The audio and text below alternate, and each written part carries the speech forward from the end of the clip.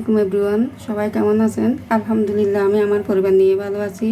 তো গাইস, চলে আসলাম একটা বাঁধাকপি রেসিপি নিয়ে। আজকে আমার হাজব্যান্ডের নাকি কুক খেতে ইচ্ছা হতেছে, একটা বাঁধাকপি নিয়ে আসলো।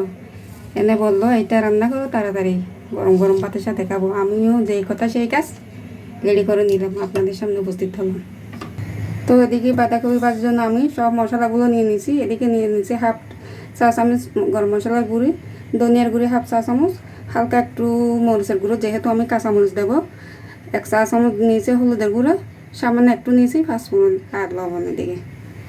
তো গাইস, এদিকে নিয়ে নিয়েছি আমি মেন উপকরণ কাঁচামরিচ আর পেঁয়াজ রসুন কুচি। তো দেখতে থাকুন, চলুন রান্নায়। তো গাইস, এদিকে দিয়ে দিচ্ছি আমি 2 টেবিল চামচ সয়াবিন তেল। তো গাইস, আমার তেলটা গরম হয়ে গেছে। এখন আমি দিয়ে দিচ্ছি পেঁয়াজ আর রসুন কুচি। আমি এটা একটু ভেজে নেব, তারপর কাঁচামরিচটাও দিয়ে দেবো। একটু ভেজে তারপর মশলাটা দিয়ে দেবো। তো গাইস, দিয়ে দিচ্ছি আমি কাঁচামরিচ ফালিগুলো একটু ভেজে নেব। আমি আজকে বাঁধাকপি ভাজিটা সিজনে সম্পূর্ণ, এখনও তো সিজন আসে নাই, সামনে শীত।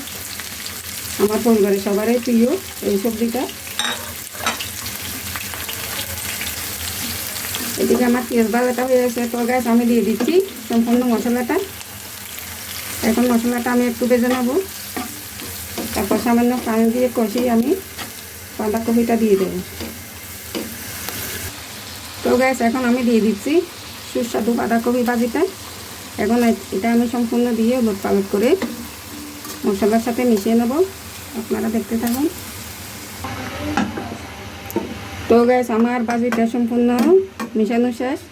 এখন হতে থাক, আপনাদের কাছে আমি 5 মিনিট পরে ফিরে আসতেছি চেষ্টা দেখানোর জন্য। অসাধারণ। এখন আমি দিয়ে দিচ্ছি ধনিয়া পাতা কুচি। আমার ভাজাটা শেষ। তো গাইস, সবাই ভালো থাকবেন, সুস্থ থাকবেন, আমার পেজটা ফলো করবেন, লাইক কমেন্ট শেয়ার করে দেবেন। আল্লাহ হাফেজ।